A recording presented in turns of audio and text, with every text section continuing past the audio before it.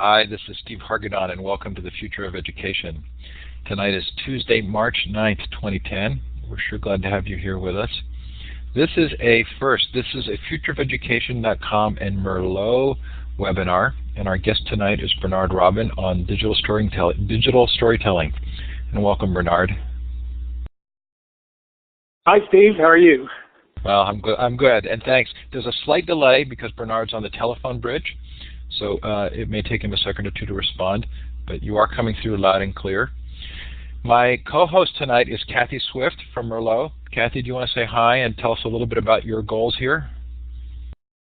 Certainly, Steve. As Steve said, I'm Kathy Swift. I'm the Director for Academic Partners Services for Merlot.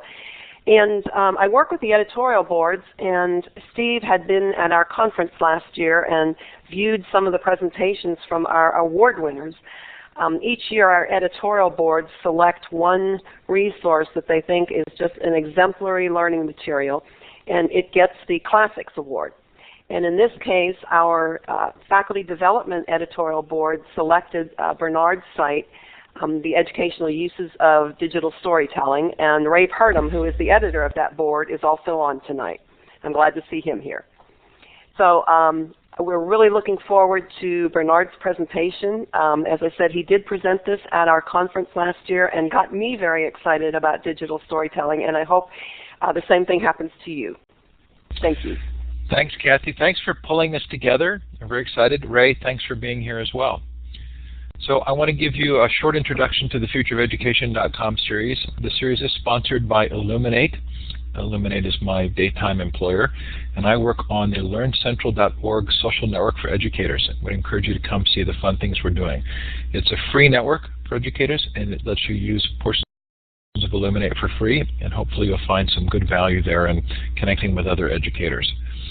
Coming up on the Conversations.net and FutureOfEducation.com interview series tomorrow night, Jim Gemmell, I hope I'm saying that right, and Gordon Bell on their fascinating book, Total Recall. The subtitle of the book is not in front of me, but it's what happens to our culture and society when we record everything. Also tomorrow night, PBS Classroom 2.0 special on copyright criminals. On Thursday, I'll be talking to Sharon Peters on Teachers Without Borders, talking about her work in Africa and the students' collaborative work with Africa. March 16th, we kick off the open source series with the T+L, the TLN network from the National School Board. March 16th, PBS Women of Science. And then you can see some other fun things coming up. Of course, we're all excited about Sir Ken Robinson on the 30th. But lots of fun ahead, and hope you'll continue to join us. If you've missed a session and you are willing to listen to recordings, there are some really good ones. Last week, Susan Patrick. Before that, Henry Louis Gates Jr. on his PBS show. Dan Pink on Drive. Clay Shirky there. James Paul G. Tara Hunt. Lots of fun folks. Lots of listening. If you've got to commute somewhere and you're interested in education, we hope you'll go to futureofeducation.com and pick up the podcast feed. If this is your first time at Illuminate, this is an interactive environment, and so we hope that you will participate. There are a couple of ways to do so. You'll notice that you are in a participant window and your name is there. At the bottom of that window are some little emoticons. There's a smiley face, a clapping hand, a confused face, and a thumbs down. These are ways that you can indicate how you're feeling about something. If you want some more immediate participation, you can actually click on the hand with the green up arrow to raise your hand. I think tonight's session will be relatively informal, so if a question comes up that you would like to ask by the microphone, you can raise your hand. Otherwise, just put a note in the chat window. That's where that send message arrow is. At the bottom of that chat area where you're seeing the chat taking place, you can actually type a message in. You can send messages to other individual participants using the drop-down box, but do be aware that Bernard, Kathy, and I actually see all of those messages. Now, to the right on the whiteboard, I'm going to give you whiteboard permissions. You're going to see some icons now to the left of your whiteboard. And let's have you tell us where you're listening from. So look for the little wand with the red star at the end. To the left of the whiteboard, click on that and then click on the map, and you'll see I placed myself in the Sacramento area. And Lima, Peru, welcome. Feel free to shout out in the chat as well where you're listening from. Your weather is interesting. It's sometimes fun to hear that. Florida, Houston, D.C. Looks like someone in Canada. New York, West Virginia. Well, wherever you're listening from, we're really delighted to have you here. Looks like maybe Portugal or Spain. Pamplona, Spain. Welcome. We are really glad to have you here, and I'm going to move on from this map. And I'm going to turn things over to Bernard. Bernard, feel free to give whatever introduction you would like to yourself. We do have the web tour up now, so we'll let you move around, and Kathy and I will capture questions and maybe ask a few of our own as we go through. And then at the moment you feel ready, we can start a formal Q&A. Okay, sounds great. Well, thanks very much for having me. I certainly appreciate the honor and the challenge of trying to do something that's pretty high-tech from the study in my home. I'm actually outside of Houston, Texas, in a suburb called Richmond, and I am working from home today, so I am trying this over my home computer, and talking on the telephone seems to work best, so hopefully everybody will be able to hear me. Let me just start off by telling you a little bit about myself. I was formerly a medical photographer and videographer at the University of South Carolina School of Medicine, and I did that for a number of years before going to graduate school. And after I finished graduate school at the University of Virginia, I got my master's degree and doctoral degree in instructional technology. I came to the University of Houston. It was my first and so far only faculty job, and I've been here since 1993. And because of my background in medical photography and filmmaking and video, I was very interested in trying to integrate digital cameras and video cameras and that technology into my instruction when I started teaching courses in the College of Education at the University of Houston, which is where I've been for the last 17 years or so. And so it turns out that we were looking for ways to try and get students to take digital camera pictures and shoot videos and do something educationally meaningful with them. And I kind of stumbled upon digital storytelling as a way to use the media that my students were producing. And I found out that there was an organization in Berkeley, California called the Center for Digital Storytelling, and they'd been doing this for a number of years. I guess I really started digital storytelling in the late 1990s and early 2000. And so before we even knew that there was an organized name for what we were doing, we were putting these digital camera images together in slideshows and adding text. And then the whole field of digital storytelling sort of emerged and mushroomed over the last several years. And I was fortunate enough to just find a niche because the Center for Digital Storytelling was focusing primarily on going out into the community and training people to create digital stories about events in their lives and challenges, different things that were happening, accomplishments, and all kinds of personal things. The niche that we found was trying to take that idea and move it into the classroom and get teachers and their students to get involved with digital storytelling. And that's, I started a website several years ago, probably 5 or 6 years ago now, called The Educational Uses of Digital Storytelling. And primarily, I began that site just as a showcase to document and distribute stories, digital stories that my students and I had created, mostly them. And it got to be very popular. And one thing that I'm quite proud about is that if you want to find our website, the best way to do it, you don't need to really remember the URL that Steve just typed in the chat window. You really need to just go to Google or Yahoo or Bing or your favorite search engine and type in the term digital storytelling, and we consistently show up toward the top. It's called the Educational Uses of Digital Storytelling, and if you care to write down the web address, it's digitalstorytelling.coe That's collegeofeducation.uh for the University of Houston.edu. But the Google way seems to work pretty well. So there are many definitions of digital storytelling, but they all sort of revolve around the same idea, and that is telling stories with some mixture of digital resources, and that could include graphics, text, recorded audio, narration, music, and in some cases video clips. Now when we first started doing digital storytelling, we primarily were using just still images, and there are a number of very easy to use computer programs, one I'm going to talk about in a few minutes, that let people create digital stories quite easily using still images. But nowadays people are really interested in video, and camcorders are getting much cheaper, they're getting easier to use. Even some cell phones shoot video these days, and high definition video is an option with still digital cameras that people buy these days. So we're trying to move more toward incorporating the use of full motion video clips within digital stories.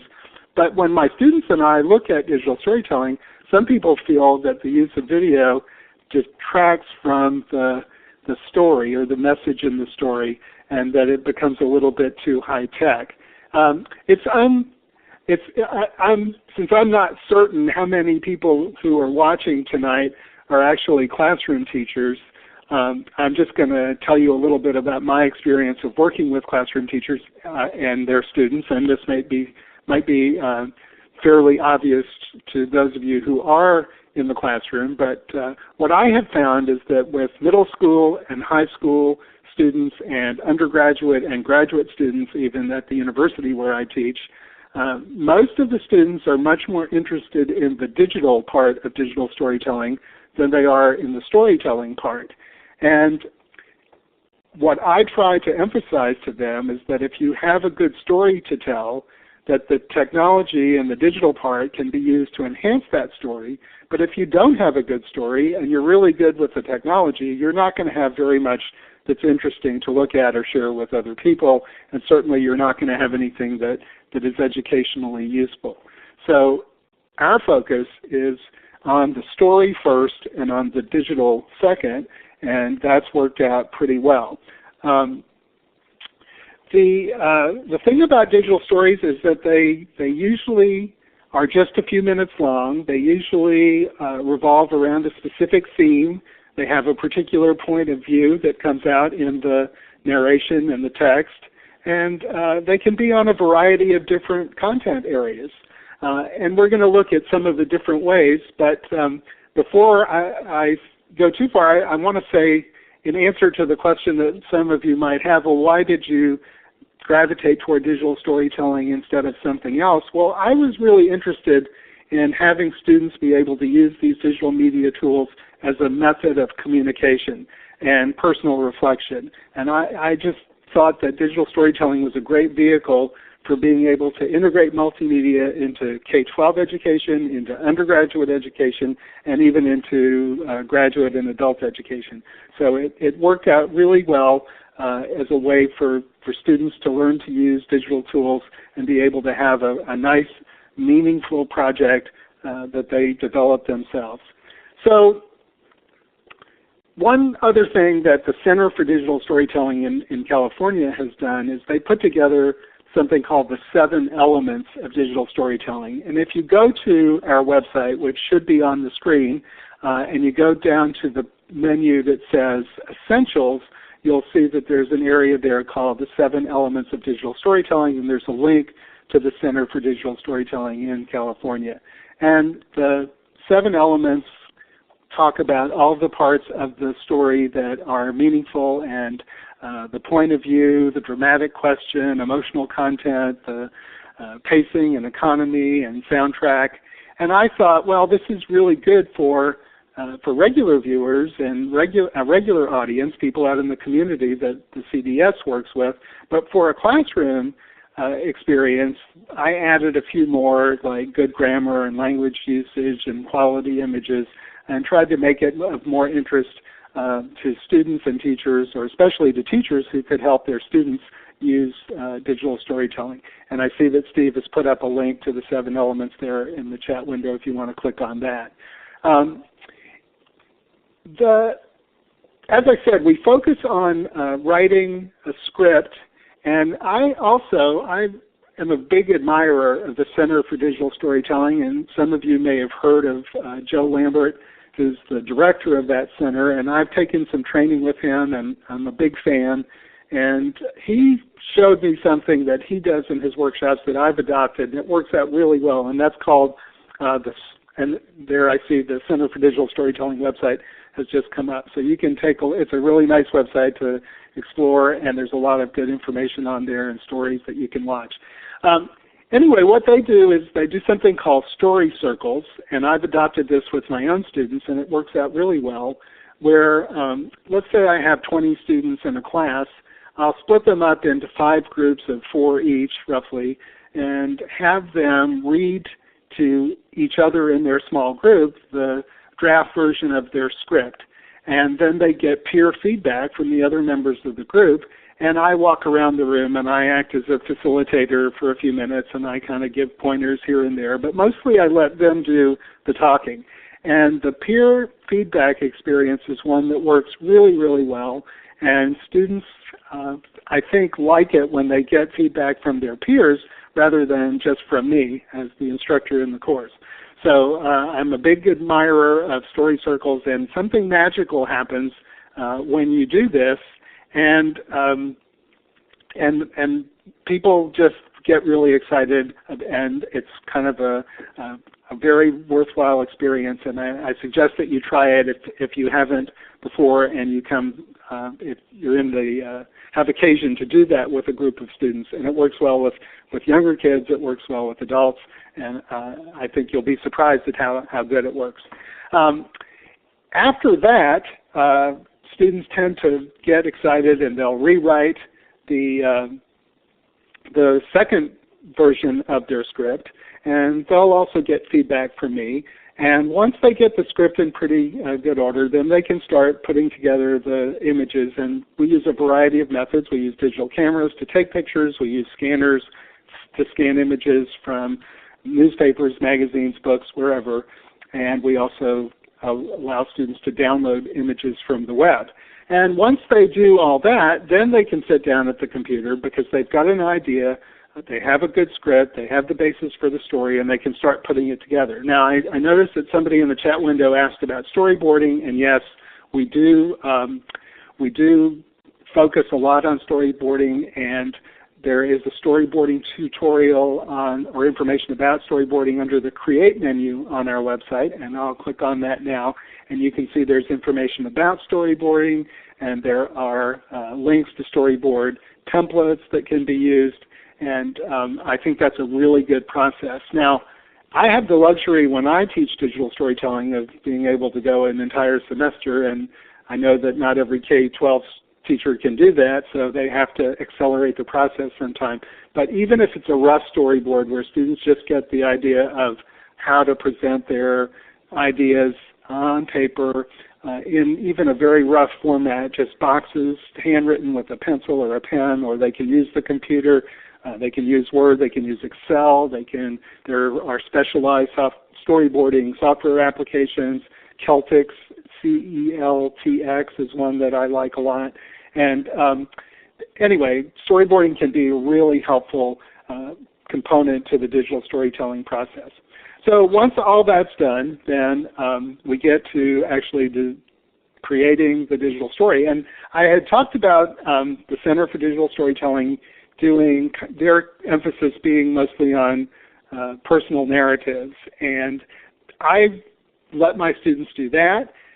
The second type of digital story that we use is the retelling of historical events, and that could be anywhere from the World War II is a great example. We've done an interesting digital storytelling project on World War II, and so have some of my colleagues at other universities.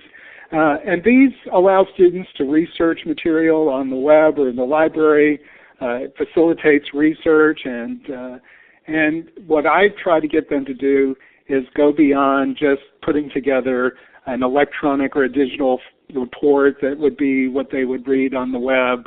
I try to get them to add a personal perspective and talk about how they're affected by what happened. And so, for example, in our World War II project, we had students interview members of their family or people who lived in their neighborhoods who had remembered World War II or had possibly served in the war.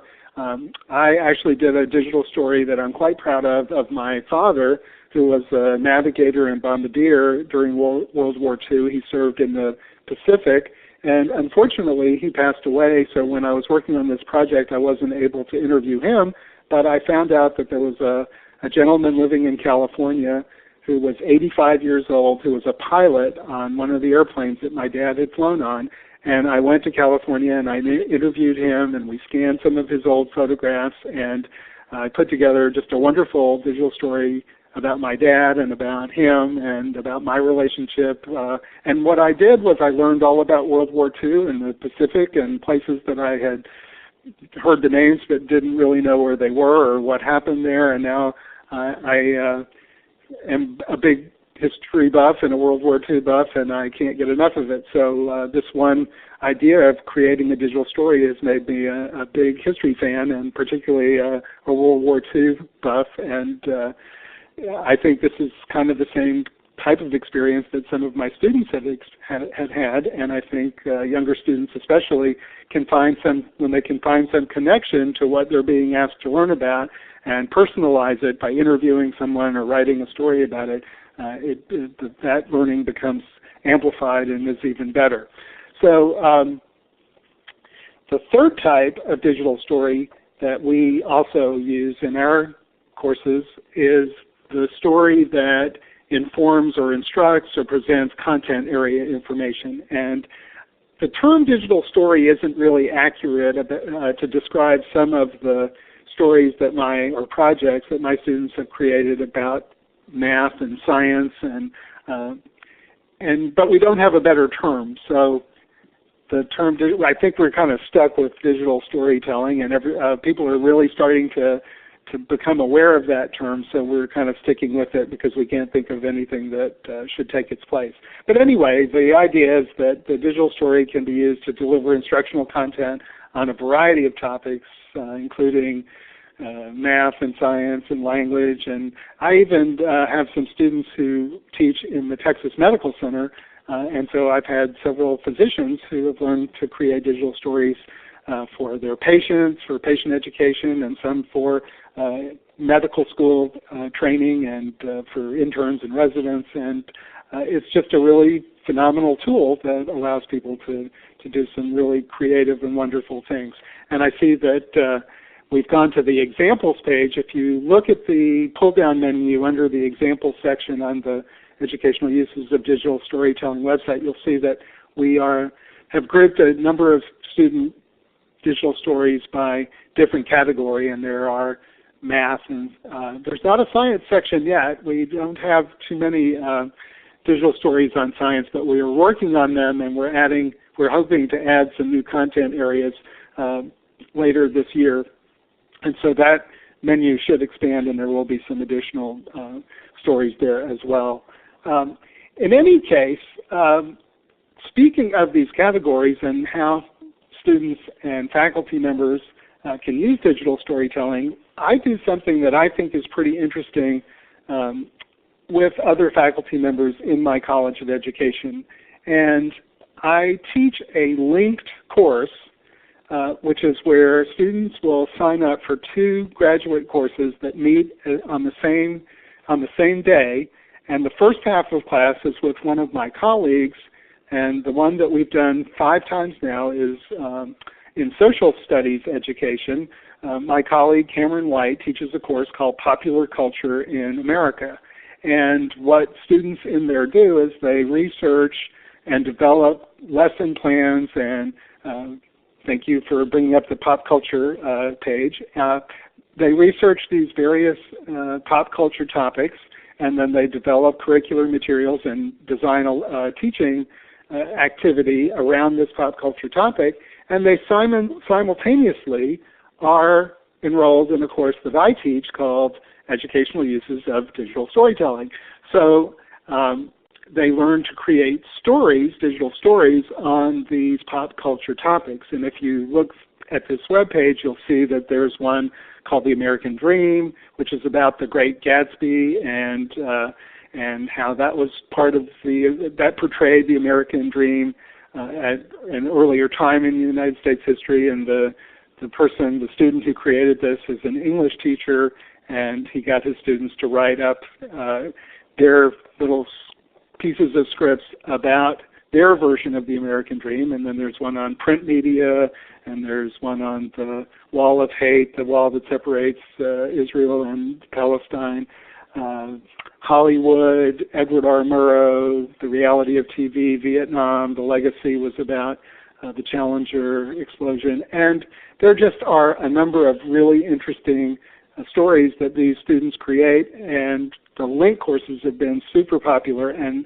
they've been so popular that I've been asked by other faculty members to teach link courses with them. So last year I did a linked pair with another faculty member who teaches a course on children's literature, and then those students also enrolled in my digital storytelling course.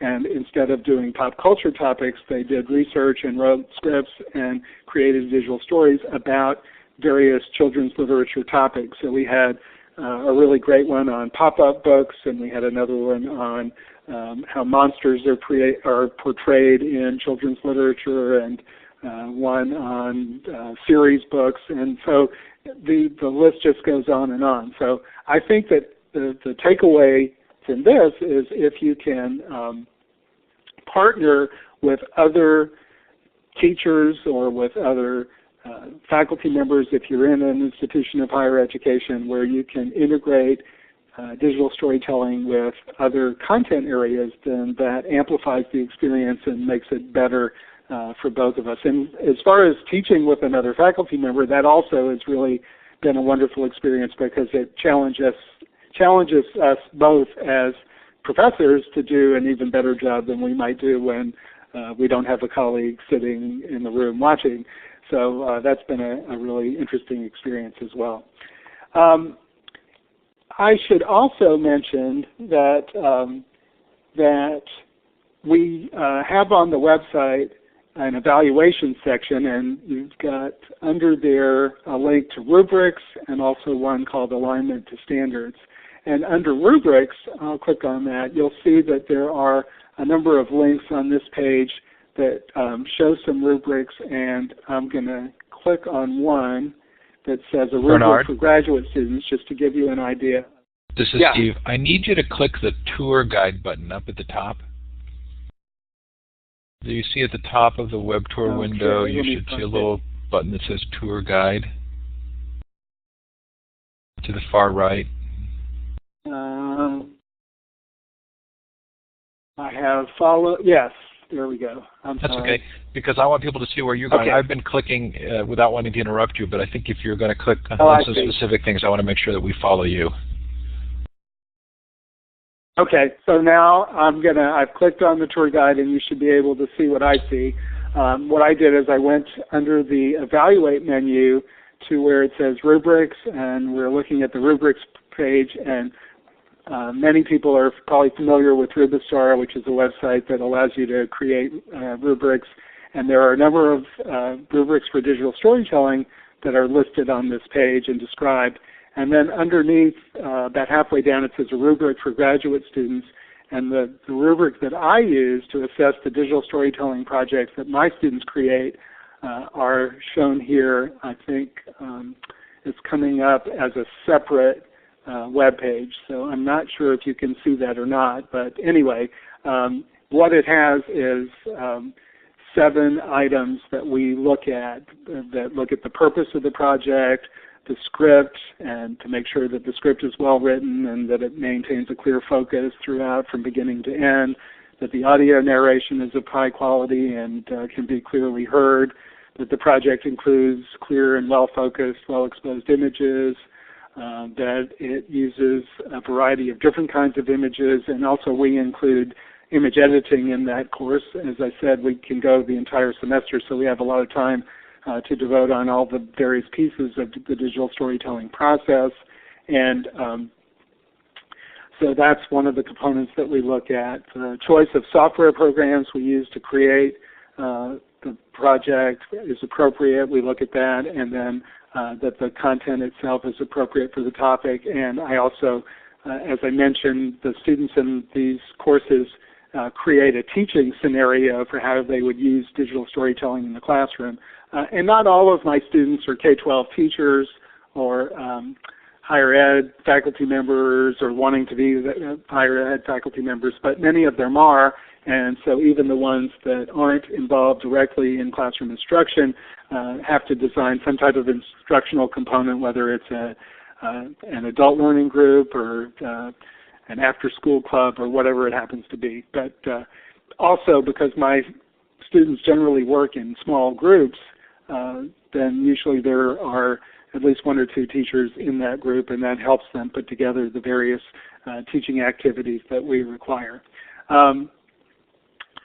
The next thing I want to talk about is the software that we use, and I'm a big fan of a program from Microsoft called Photo Story. And if you go to our website, and hopefully you can see this, and you look under software and you go down to video, the reason it's here, this has caused a little bit of confusion, but because Photo Story does not actually allow you to use video clips, but it creates a video file when you're finished.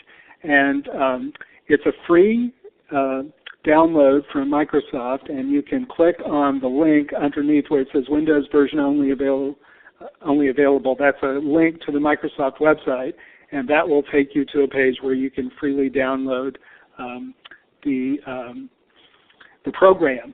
And it's available for Windows only, but it works on all the Windows operating systems. It works on Windows XP, Windows Vista, and now the new Windows 7.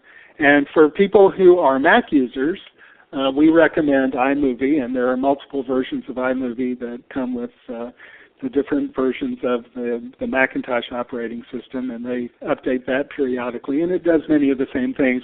But Photo Story for Windows users is really one of the simplest and also one of the easiest, most powerful programs, easy and powerful programs I've found for doing digital storytelling.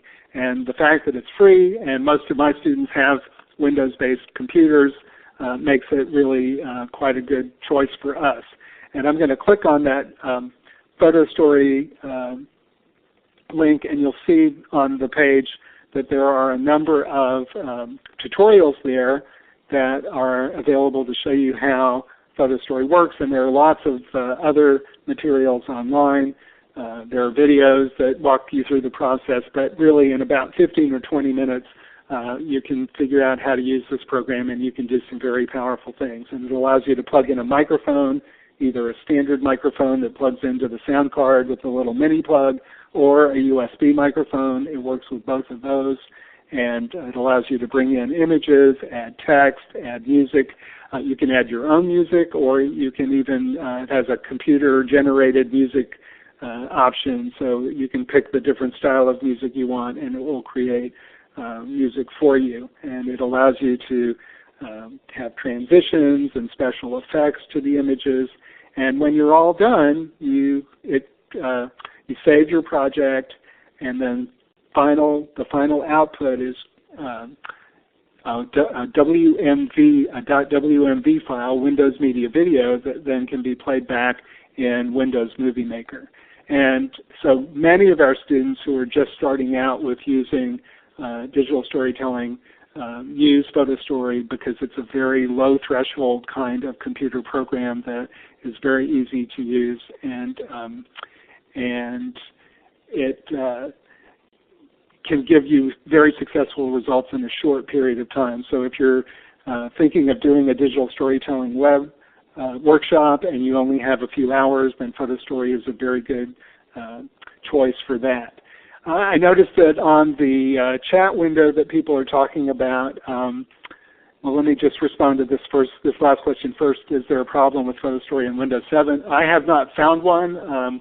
I have talked to people at Microsoft about it, and they said that they had anticipated a problem, but I haven't seen any problem. I've seen people talk about problems when Windows 7 first came out in Photo Story, but it works fine for me. I've tried it on 3 different computers running Windows 7, and I have not had a problem with it at all. It works just fine, and I didn't have to do anything special. So I don't think there are any problems that I've been able to find. But I noticed that there are a lot of people talking about Web 2.0 applications like VoiceThread and SlideCast and SlideShare and those things. And those are all really wonderful programs, and there are some that are particularly good for digital storytelling.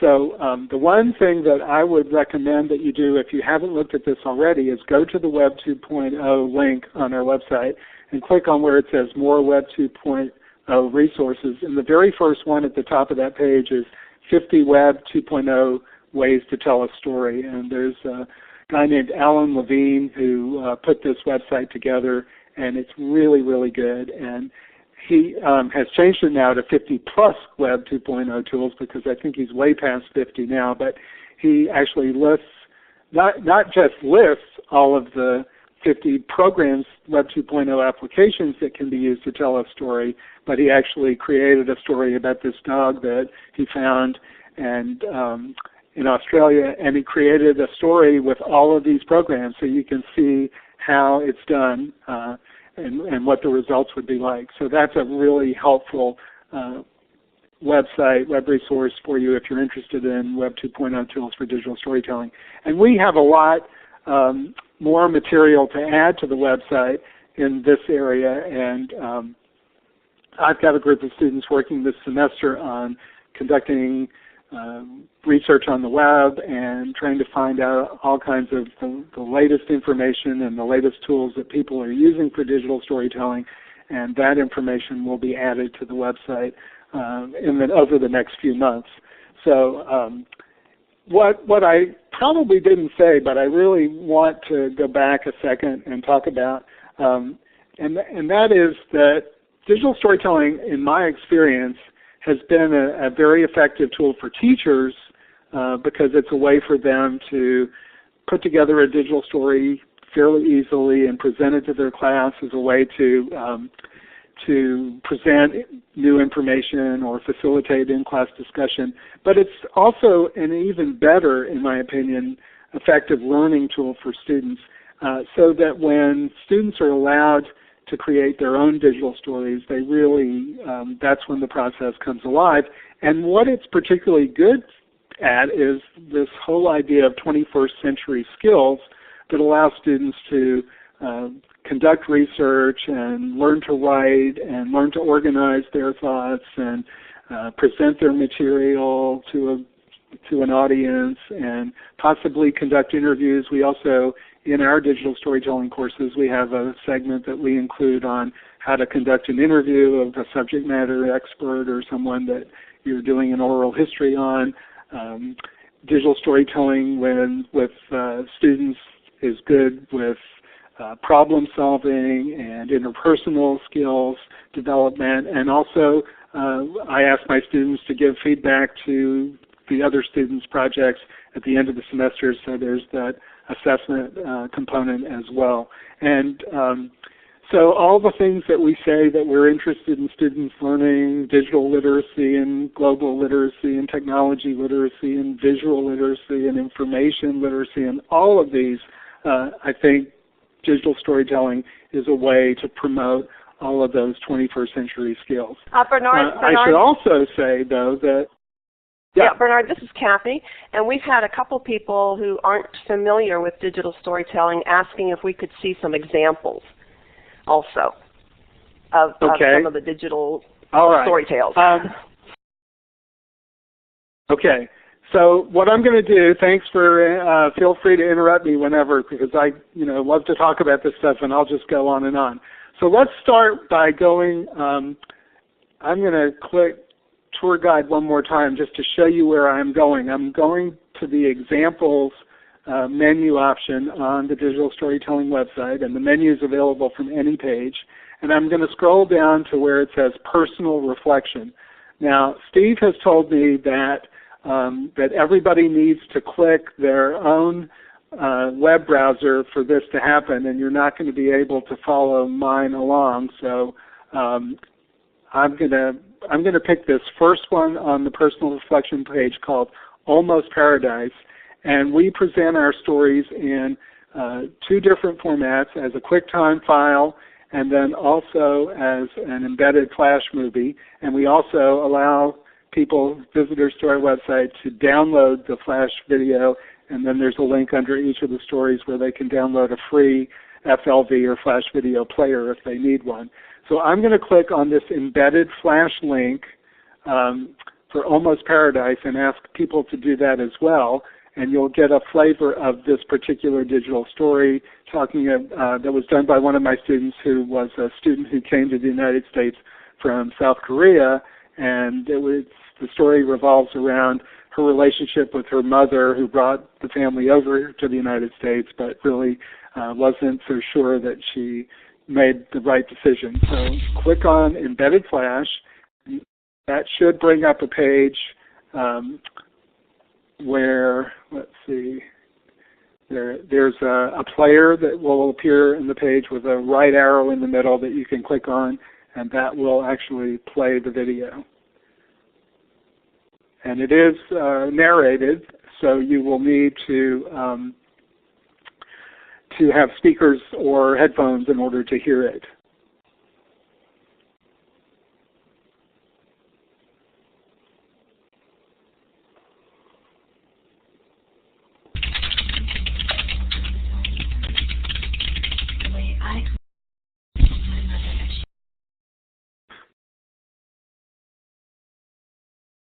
No, I don't think I want everybody to watch for the whole 6 minutes, so you can come back and watch this. I'm going to go ahead and stop it right now, and you can do the same and come back and watch that a little later. But what I wanted to say about that was it showed you several of the things that I've been talking about. It had, in just that first part, there was text at the beginning, there were still images, there was music, there was narration, there was an interview with the student's mother talking about why she left South Korea and what she found when she got here. And then it talks about this whole development that this student of mine had, trying to become assimilated into American culture, but still trying and wanting to respect the values that her mother was trying to instill in her about her Korean heritage. And she went back to Korea, and she talked about doing that while she was in high school, and talked about discovering Korean food and Korean music and learning the Korean language. And yes, this program, this digital story was created in Photo Story. And anyway, it was one of the first digital stories that any of my students did as part of a course that I was teaching, and I was just knocked out by it, so I put it there as #1 on the list of digital stories. And you can, the second one down, Coming to Houston, is another interesting one. It's about one of my students who also came from Korea, and she came right at 5 days. She came to Houston 5 days after her wedding, and then we had a tremendously large flood in Houston, and the city was submerged in under several feet of water, and that was kind of a rude awakening. And then there are stories on this page about Hurricane Rita several years ago, and another student did a story about her mother getting Alzheimer's disease. And then I don't know if we have any English teachers or English majors watching or participating, but there's one called The Computer and I on this page, but that's a takeoff of The King and I. And anyway, there are just a number of different digital stories that can be created on numerous content areas, and you can take a look at these examples at your leisure and find them on just a wide variety of topics. And so let me stop talking for a second and look over at the chat window and see if there's anything else that I can respond to.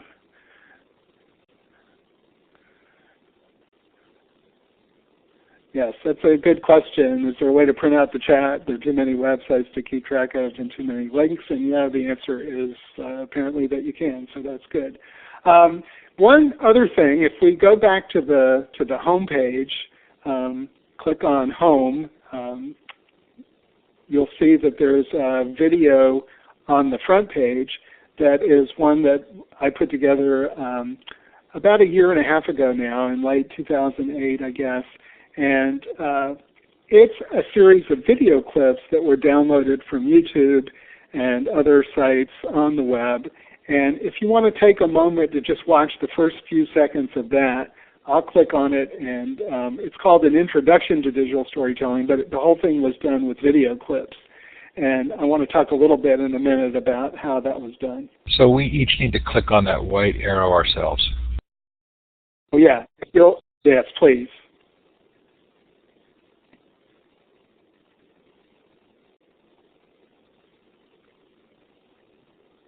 It starts out with a clip of The Time Machine, an old science fiction movie from the 1960s, I believe.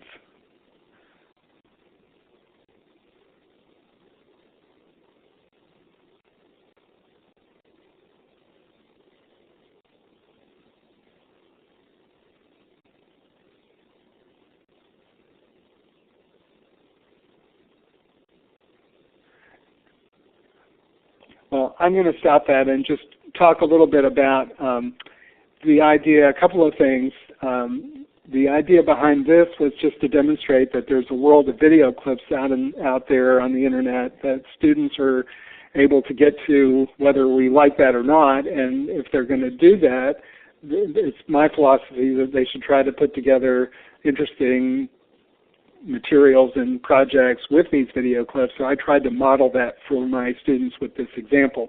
So it shows clips from old TV shows and movies and news broadcasts, and it's got a scene with Martin Luther King in it, and there's a piece about the shuttle disaster, and there's one about the World Trade Center, a very brief part. And it basically is saying that that all kinds of things happen in the world, some good, some bad, and that they're out there on the web, and that you can put them together and write a script around them and tell a story using these momentous events in our history, and that it ends by asking the question, what's your story?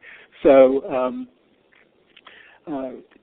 people have written to me and asked me how I did this. This was actually created in Adobe Premiere Elements, which is a fairly inexpensive program by video editing standards. It's about, well, I think the list price has gone up. It used to be $99, and now it's about $129. But there still are educational prices for software programs from Adobe, and so I think I've seen it recently for as little as $69, and it supports full motion video. And this one was basically just clips that were, as I said, downloaded, and then not too much in the way of special effects or transitions. Just one fades out, the next one fades in, and then the narration talks over these clips that are going on.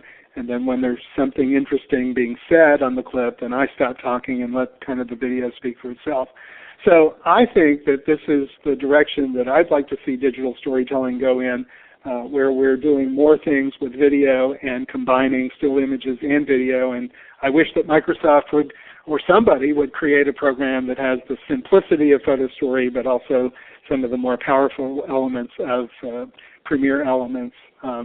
And I see Steve saying that Costco sells Premiere Elements pretty cheaply. Again, I think I've seen, sometimes they bundle it with Photoshop Elements, which is also a nice digital image editing program, still image editing program, and the two come together, and you can get those for maybe $89 or something like that, and that's good. But I also see that somebody just wrote that they use Windows Movie Maker, and we use that as well because it is free, but it's not quite as powerful as Premiere Elements. It doesn't give you as much sophisticated options, as many sophisticated options as Premier Elements does, but it's certainly a great place to start and does allow you to do a lot of the things that I'm interested in. And free, I agree, is really good, and most of our students love software that's free. Bernard, this is Kathy again. And we have a group of faculty at Northern Michigan who've gotten together as a group to listen in tonight. And they raised a very good question. When a class utilizes digital storytelling, but it isn't a digital storytelling course, how do you advise balancing learning new technology and creative techniques with the main learning objectives of the course? Well, that's a great question, and I saw that, and I was actually scrolling up when you said that to address that question, because I think it's a really, really important one. I have the luxury of teaching in our instructional technology program, and so my students sign up for my courses knowing that they're going to spend a semester looking at technology and various tools and resources and learn some technology skills. But I understand that there are many, many faculty members who are interested in perhaps digital storytelling, but are teaching language or teaching science or whatever it happens to be. So the way I would do that is I would try to do a couple of things. I would see if there are any students in the course already who have experience doing digital storytelling. It seems like every time I go into a presentation these days or a classroom, somebody has already done something with either PhotoStory or Movie Maker or Premier Elements or VoiceThreads. I would try to get those people that have some experience to talk about, to share their expertise already. I also am a big proponent, as I said, of small group work. So I like students I think that students working together mimics what they're going to find in the real world, and that they're usually a little bit more productive than when everybody tries to do something by themselves. It makes assessment a little bit more challenging, but I think it's worth it because the final product is better.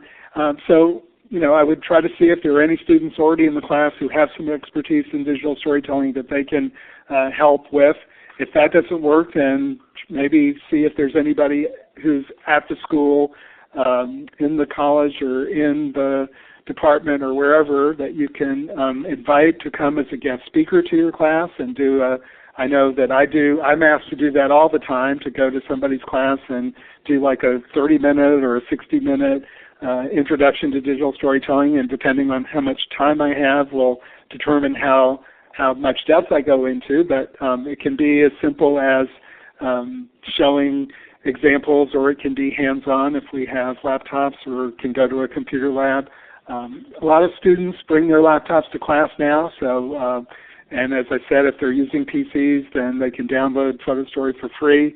And so there are lots of possibilities for students to be able to try things out before they get to class.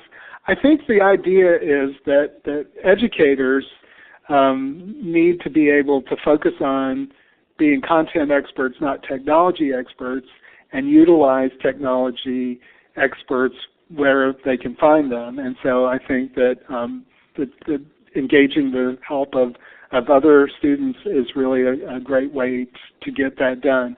And one of the things that we're working on for our website is kind of a virtual workshop, so that people who aren't able to get me to come to their city or their college or where their school, they can go and they can do a simulated workshop through materials that we're going to hopefully add to the web. And let me go back, if I can, to our website and point you toward the Essentials menu item. And if you scroll down to the last link under Essentials, there's a link that says Digital Storytelling Ebook. And this is a recent publication that I'm not sure if any of people on participating tonight have seen it, but this just came out from Microsoft, and I've been working with them for several months on helping contribute some material to this. And you can see that there's a PDF link to download the Digital Storytelling ebook, and there are some tabs along this page. There's one that says templates from teachers, and there's some materials that we have contributed there, and there's a video that one of my students was videotaped and talking about how she uses digital storytelling in her K-12 classroom. So I think these are good resources to get you started. And honest to goodness, if you're a PC user and you feel comfortable downloading software, then you honestly can download and install PhotoStory and start using it within 20 or 30 minutes. You can watch some of these online tutorials. Some of ours you can print out. They're PDF files. You can watch videos that describe the process. Just go to YouTube or TeacherTube and enter in PhotoStory, and you'll find all kinds of step-by-step directions.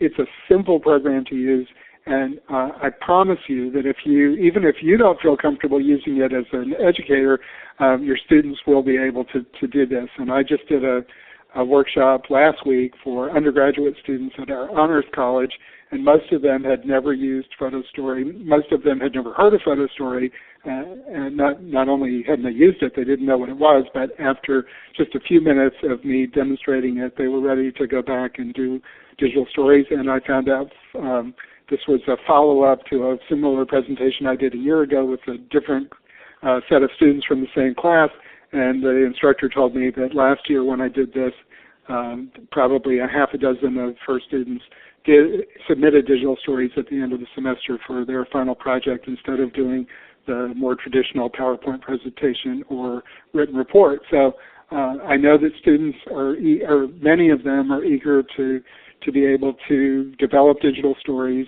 and submit them and be creative and demonstrate their learning and their content mastery in this manner. And I think it's worked out really well for us, and I would hope that it would work out really well for you, because just the enthusiasm we see from people of all ages who get involved in digital storytelling has been dramatic, and we're conducting some research to try to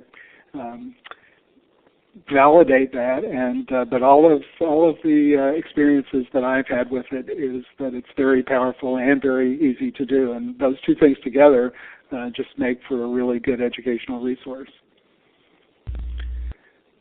Hey, that's terrific, Bernard. I've just been fascinated again, and I actually saw you in San Jose last summer as part of the conference and really enjoyed hearing you again, and actually having a recording that now can be referenced that we can tell people to come and watch. So this is recorded.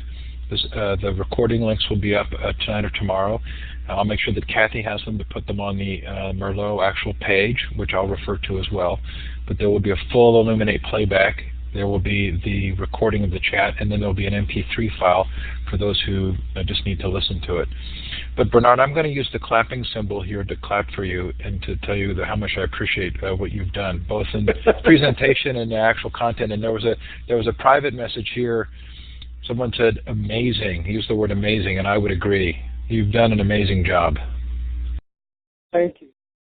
Thank you very much. I really appreciate that. And if you don't mind, I'd like to just invite anyone who's participating, if they want to contact me. My email address is brobin@uh.edu. Let me see if I can type that in here on the chat window.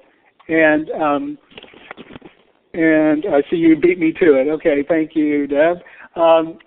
Please feel free to contact me. I will, if I can't answer the email, I will pass it on to my students, and they will do it. So that's a win for us as well. So I've certainly enjoyed participating, and I look forward to hearing from anybody who has an interest in digital storytelling. And we have not yet added, but we're contemplating adding a Submit Your Story feature to our website. I've been kind of busy just dealing with the stories that my students have created, but I'd be certainly happy to take a look at other stories that you or your students have created and give you feedback and possibly see if we can add them to our website for the future. Terrific. Thanks, Bernard. Thanks so much, Kathy, for doing this. It's wonderful. I think it's really terrific that you're pulling this together as part of the Merlot series.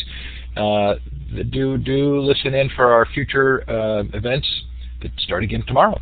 And thanks for coming tonight. All right. Thank you, everybody. Bernard. And thank you, Bernard. Thanks, Kathy. This is great. We'll have it posted in Merlot somewhere. Okay.